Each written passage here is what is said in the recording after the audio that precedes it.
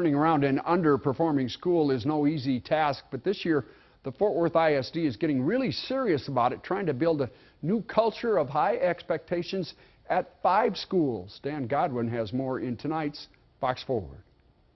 When you hear what the district is doing at these 5 struggling schools, you got to admit, they're not just working around the edges. Great to say hello to Priscilla Dilley, Executive Director of Elementary School Leadership with the Fort Worth ISD. Thank you for coming in. Thank you for having me, Dan.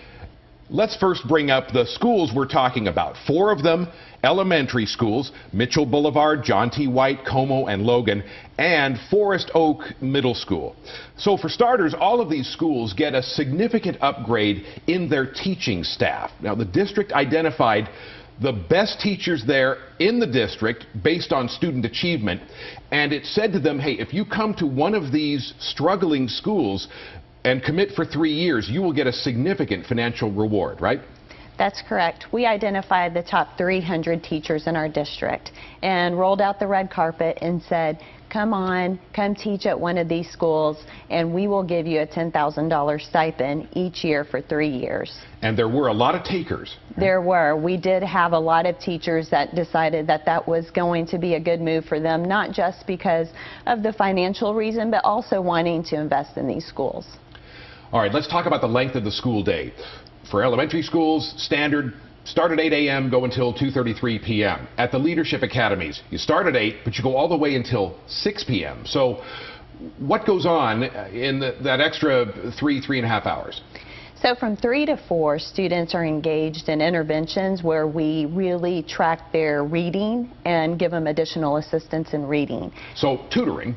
Tutoring, exactly. Yeah. And then from 4 to 6, they're engaged in after-school enrichment activities. So anything from fencing, cooking classes, robotics, opportunities that they don't usually receive. All of this made possible thanks to a $1 million grant from the Rainwater Foundation. One of the reasons the district is focusing on these leadership academies, because at some point, if struggling schools don't turn around, then the state will step in to manage them. And that's a scenario, of course, any district would like to avoid.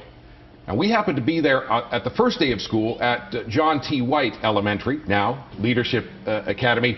Talking to parents at that point, they were very enthusiastic about the big changes that we're talking about. What are you hearing from parents now? Parents are very excited. They walk in the building, they have been telling us we see a complete difference in these schools. They see students engaged in more rigorous lessons. They're just very excited about the culture and climate of the school. So how will the district know, how soon will the district know if all this effort really is paying off? We are tracking the data daily for student performance. We're tracking it with every assessment that we see. So we are very confident that we're headed in the right direction. All right, Priscilla Dilley, Fort Worth ISD. Thank you so much for the chat, and best of luck with the Leadership Academy. Thank you.